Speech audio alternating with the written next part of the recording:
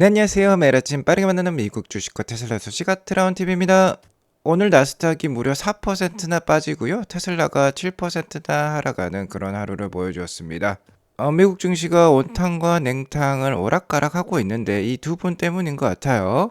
아무래도 6월까지 살아남는다라고 하면은 좋은 결과가 있을 것 같은데요. 이 점 오늘 알려드리도록 하겠습니다. 오늘도 미국 주식과 테슬라 관련된 인사이트 가득한 소식들이 많으니까 시청하시기 앞서 구독과 좋아요 알람 설정 꼭 눌러주세요. 자, 미국장 급박하게 돌아가고 있습니다. 자, 어제는 무려 나스닥이 12%나 상승을 보여주었는데 오늘 목요일장 나스닥이 4%나 넘게 하락을 하면서 온탕과 냉탕을 왔다 갔다 하는 지금 모습을 보여주고 있어요. 자, 실제로 어제 수요일장 테슬라가 22%나 급등을 하면서 올 것이 왔다라고 제가 말씀을 드렸는데요. 정말 이런 장은 처음 보는 것 같았습니다. 테슬라 22%, 애플과 같은 대형주가 15%나 상승하는 모습을 수요일 날 보여주었어요. 트럼프의 말 한마디 한마디가 이렇게 큰 영향을 미치고 있다라는 점 우리가 확인해 볼 수 있었고, 트럼프가 관세 정책에 있어서도 유연함을 보일 수 있다라는 것을 우리가 확인해 볼 수 있었죠. 어쨌든 시장은 온통 지금 관세에 집중해 있고, 관세만 좀 완화되고 약해진다라는 소식만 나오면 이렇게 장이 튀어오를 수 있다라는 거 우리가 여실히 깨달을 수 있었습니다. 자, 그리고 트럼프는 어제 장이 이렇게 급등으로 마감을 하자 What a day, 엄청난 하루였다라고 얘기를 했고요. But more great days coming 이라는 표현까지 썼어요. 앞으로 더 좋은 날이 올 것이다 라고까지 얘기를 했습니다. 자, 이 말인 즉슨 트럼프 역시 굉장히 이 자본시장을 고려하고 있다라는 뜻이 되겠어요. 자, 하지만 이러한 급등세는 하루 만에 끝나버리고 말았습니다. 오늘 목요일장 마감 현황을 보면 테슬라가 7% 빠지고 애플이 4% 빠지는 등 어제 크게 올랐던 주식들이 또 일정 부분을 많이 반납을 했습니다. 자, 이는 역시나 중국 때문이라고 볼 수 있겠죠. 중국은 바야흐로 미국의 패권에 도전할 수 있는 지구상 유일한 국가라고 볼 수 있겠습니다. 다른 75개의 국가들이 꼬리를 내리고 미국 편을 들어준 반면에 중국은 그러하지 못하고 있어요. 강대강 대치로 계속해서 맞불 관세까지 부과를 하고 있습니다.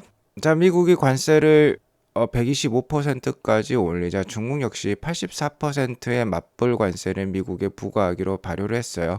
자, 이러자 트럼프 대통령은 한술 더 뜨기 시작했습니다. 중국이 84%의 고관세를 미국에 부과를 하자 기존에 중국에 부과했던 관세가 125%가 아니라 145%라고 백악관이 다시 한번 확인을 해 주었어요. 이미 중국의 상호관세 125%가 부과가 되었고 여기에 더불어서 마약 차단과 관련된 관세 20%가 추가로 붙어서 145%라고 미 백악관은 다시 한번 확인을 해주기 시작을 했습니다. 자, 이렇게 되면 시장이 남아나지 않습니다. 계속해서 미국과 중국 간의 관세 전쟁이 격화되는 것을 보니까 심상치 않은 거죠, 분위기가. 그러면서 오늘 나스닥이 무려 4% 빠지는, 그리고 어제 대비 온탕과 냉탕을 오고 가는 그런 모습을 보여주었습니다. 다만 오늘 나쁜 소식만 있었던 거 아니에요. 목요일장 프리마켓의 3월 CPI 지수, 미국 소비자 물가 지수가 발표가 되었습니다.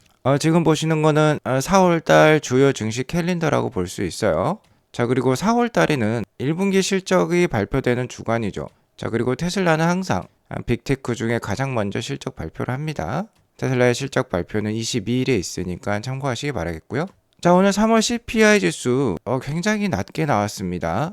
여기 보시면 마이너스 값도 있는데요. MOM, 그러니까 전월 대비 CPI 지수 소비자 물가는 0.1% 하락하는 모습을 보여주었어요. 예측치가 전월 대비 0.1% 상승이었는데 물가가 오히려 하락하는 뒷걸음질 치는 모습까지 나오고 있습니다. 자, 물가라는 건 원래 계속해서 오르는 거예요. 중요한 점은 오르는데 예측치보다 적게 오르느냐, 이전보다 좀 적게 오르느냐, 이게 중요하다라고 볼 수 있겠는데, 자, 이번에는 예측치보다 모두 적게 올랐는데 특이점은 이 전월 대비 물가 지수가 오히려 예측치보다도 낮고 마이너스 값이 나왔다라는 점이 되겠습니다. 자, 이는 2020년 5월 이후 최저치라고 해요. 2020년부터 코로나 상황이 있었고 그에 따른 유동성 증가 때문에 물가가 무려 9%대까지도 오르기도 했었죠. 자, 하지만 YOY 기준으로 현재 2.4%까지 떨어졌고 전월 대비로는 물가가 하락하는 수준까지 이르렀습니다. 자, 이렇게 되면 트럼프가 원하는 모양으로 지금 나오고 있는 거예요. 관세 전쟁이 격화되고 있지만 물가는 오히려 떨어지는 모습이 나온다라고 하면 트럼프가 파월 의장이 할 말이 많겠죠. 관세를 그러니까 상호 관세를 90일 정도 유예를 하자. 많은 국가들이 지금 미국과 협상을 하길 원하고 있고 물가마저 이렇게 떨어진다라고 하면 트럼프는 충분히 파월 연주의장에게 지금 당장 금리를 낮추라라고 얘기를 할 수 있습니다.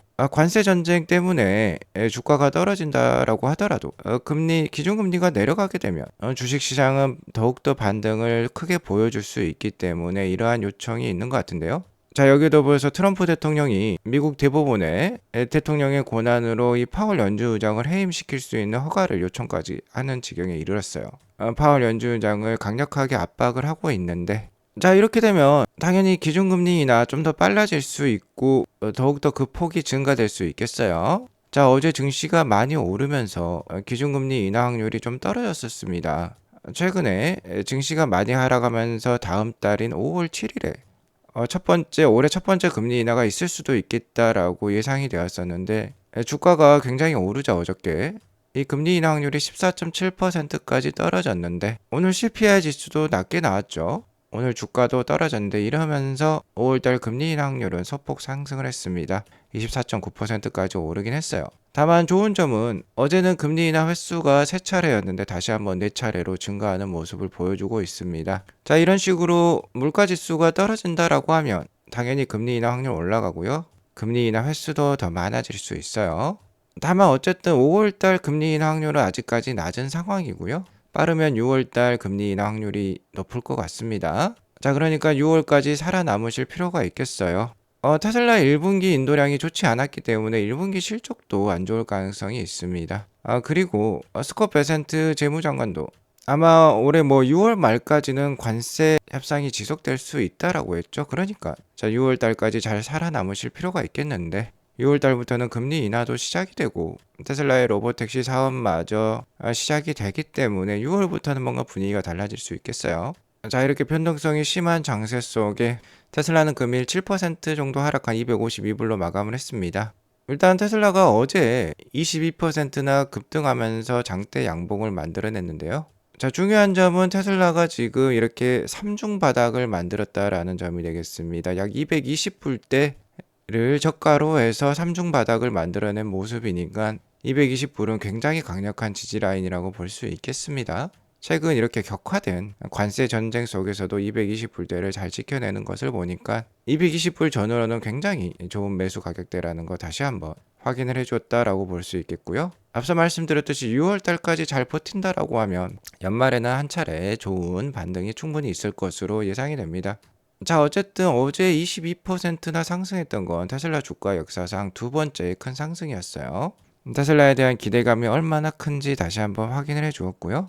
최근 가장 다행인 점은 1분기 인도량이 33만 대 수준으로서 생각보다 낮게 나왔지만 중국 내 테슬라 판매량이 잘 늘어나고 있다라는 점이 되겠습니다. 자, 기가상하의 총 딜리버리 총 인도량을 보면 3월 달에 78,800대를 기가상하이는 판매를 했어요. 2월 달에 이렇게 낮아졌었는데 대폭 상승을 보여주었습니다. 자, 이는 중국 내수 판매량이 녹색인데요. 녹색, 그러니까 중국 내수 판매량에 힘입었다라고 볼 수 있겠죠. 2월달과 3월달은 수출은 거의 하지 않고 중국 내수 판매에 집중을 했다라고 보시면 되겠습니다.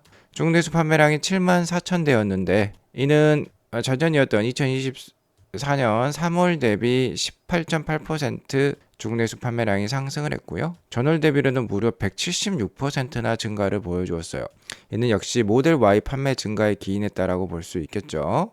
자, 모델 Y는 3월에 2월 대비 무려 510%나 급증한 49,000대의 판매량을 보여주었습니다. 자, 이는 당연히 모델 Y 램프업이 어느 정도 진행이 되었기 때문에 이러한 결과가 나온 것이고요. 생산량만 받쳐주면 수요는 충분히 있다라는 거 다시 한번 입증을 해주었어요. 자, 중국 시장은 굉장히 중요합니다. 3월 기준 중국의 배터리 EV 침투율은 32.8%나 돼요. 중국에 판매되는 차량 3대 중에 한 대는 지금 완벽한 전기차라는 뜻이 되겠습니다.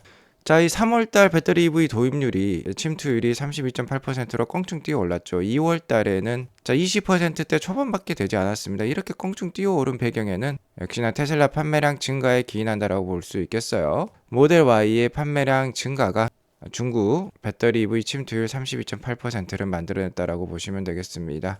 중국 시장은 테슬라에게 있어서 가장 중요한 시장이라는 거 이 배터리 EV 침투율만 봐도 알 수가 있고요.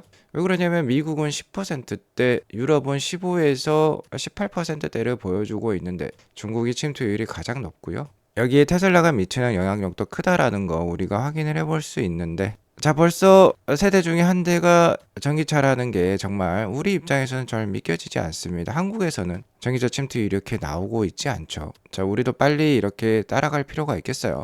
자, 아무튼 중국의 배터리 EV 침투율은 더욱더 거세지고 있습니다. 매월 전년 대비 이렇게 침투율을 보더라도 굉장히 많이 올라가고 있어요. 중국은 자동차 소비 시장으로는 지금 글로벌 1위입니다. 미국보다도 더 많은 차량이 매월 판매가 되고 있고요. 유럽보다도 더 많은 차량이 판매가 되고 있어요. 자, 이런 상황에서 배터리 EV 침투율이 이렇게 올라간다라는 것은 다른 국가들도 충분히 이렇게 될 수 있다라는 뜻이 되겠습니다. 자, 그리고 이러한 상황에서 사우디아라비아에 지금 테슬라가 진출하기로 저번에 공식 선언을 했고, 자, 오늘부터 공식 차량 판매를 시작하기로 했어요. 자, 이 석유의 나라에서 전기차가 팔린다라는 게 신기하다라고 볼 수 있겠는데, 사우디는 실제로 2030년까지 전기차 충전소를 현재 100개에서 5000개까지도 늘릴 예정이라고 합니다. 지금 친환경으로 사우디도 가고 있다라는 게 얼마나 이 전기차에 있어서 새로운 시대가 열렸는지 확인해 볼 수 있는 대목이라고 볼 수 있겠어요. 자, 어쨌든 테슬라는 중국에서 판매를 잘하고 있고 이젠 사우디까지 진출하기로 했습니다. 한 가지 걸리는 사항이 있다라고 하면은 미중 무역 분쟁이 격화가 된다라고 하면은 테슬라가 중국에서 좀 안 좋게 받아들여질 수도 있다라는 점이 되겠는데요. 왜 그러냐면 테슬라는 미국 회사니까요. 만약 미중 간의 무역 갈등으로 미국과 중국인 간의 갈등도 커진다라고 하면은 애국심에 호소를 하는 그런 마케팅도 많이 나올 것으로 판단이 되는데요. 어제 좀 재밌는 소식이 있었죠. 자, 원래는 친민주당계 언론이라고 볼 수 있겠죠. CNN. CNN은 테슬라를 좋아하지 않았습니다. 하지만 어제는 이례적으로 테슬라를 칭찬하는 공개 방송까지 했던 CNN이었어요. 자, 이 보도 시간도 황금 시간대인 오후 7시 정도였습니다. 테슬라는 가장 미국적인 자동차, 미국에서 만들어진 자동차로 얘기를 하고 있는데 1등부터 4등까지가 모두 테슬라 모델들로 꽉 차여져 있어요. CNN이 테슬라와 머스크마저 칭찬을 했다라는 게 현재 미중 무역 갈등이 좀 격해지려고 하는데, 이런 상황 속에서 미국인들도 외국산 차량이 아니라 미국산 차량을 애용하려는 또 모습이 나올 수도 있겠는데, 이 점에서는 좀 다행인 것 같습니다. 자, 아무튼 트럼프의 관세 정책은 하루가 다르게 바뀌고 있고요. 너무나도 혼란스러운 상황입니다. 계속해서 냉탕과 온탕을 오고 가는 그런 어지러운 장세라고 볼 수 있겠는데요. 일론 머스크는 이에 대해서 해법을 제시하고 있습니다. What can we do to stop living in fear? 이러한 공포적인 상황 속에서 어떻게 우리가 살아갈 수 있겠느냐? 이에 대한 간단한 해답은 역시나 이 텔레비전을 끄는 것이죠. 자, 이러한 혼란스러운 상황은 2월까지 지속될 수 있습니다. 베센트 재무부 장관도 관세 협상 이제 시작이고 상당히 길어질 수 있다. 최소 2분기까지는 이어질 수 있다라고 얘기를 하고 있어요. 자, 우리는 이런 혼란스럽고 어지러운 상황 속에서 기업의 본질 가치에 집중을 하면 되겠습니다. 자, 올해 6월이 되면 로보택시 나오죠. 6월 이내에 저가형 모델마저 나오기로 했습니다. 그리고 연말이 되면 옵티머스 5000대를 생산한 테슬라를 우리가 만나볼 수 있어요. 자, 올해는 내년을 위한 준비 단계이고 내년이 되면 테슬라의 EPS 실적 급상승이 시작될 것으로 예상이 됩니다. 현재 트럼프가 조로의 매수 찬스를 계속해서 주고 있기 때문에 부단히 잘 모아가시면서 트럼프 임기 말이라고 볼 수 있는 2028년까지 테슬라가 크게 오를 수 있으니까 이에 대한 준비를 잘 해두시기 바라겠고요. 자, 일론 머스크도 올해부터 역사가 시작된다는 듯이 얘기를 하고 있습니다. 가장 중요한 거는 역시 오토노미, 그러니까 자율성이 되겠고 옵티머스가 되겠습니다. 자, 그게 올해부터 나온다라는 거예요. 자율성은 역시나 FSD 완전 자율주행이 되겠죠. 6월 달이 되면 이제 언슈퍼바이스드로 로보택시마저 출연할 예정에 있어요. 자, 그리고 이런 사이버캡, 그러니까 로보택시의 생산 라인 자체가 바로 테슬라의 경쟁력이라고 볼 수 있겠습니다. 자, 그리고 일론 머스크가 또 이러한 발언을 남겼어요. 테슬라와 가장 강력히 연계되어 있는 회사 역시 스페이스X를 줄 수 있겠는데, 스페이스X의 화성 탐사선이죠. 스타쉽이 2026년 말이 되면, 내년 말이 되면은 옵티머스 로봇을 태우고 화성으로 출발할 예정입니다 라고 예고를 하고 있습니다. 자, 정말 얼마 남지 않았죠. 2026년 말이면 정말 화성에 당도할 수 있다라는 게 신기하다라고 볼 수 있겠고, 이 스타쉽에 옵티머스가 태워져서 화성으로 보내져서 화성을 인간 대신 탐사할 예정에 있습니다. 자, 세상은 이렇게 기술적으로 급변하고 있어요. 관세 때문에 일희일비할 시간이 없습니다. 어쨌든 중요한 점은 트럼프는 미국 주식시장에 굉장히 관심이 많고, 자, 일기 때도 가장 주가를 많이 키웠던 인물이었어요. 자기 임기 동안 88%의 S&P 500 상승률을 보여주겠다라고까지 얘기를 했으니까 주식시장이 침몰하는 것을 과시하지 않을 것입니다.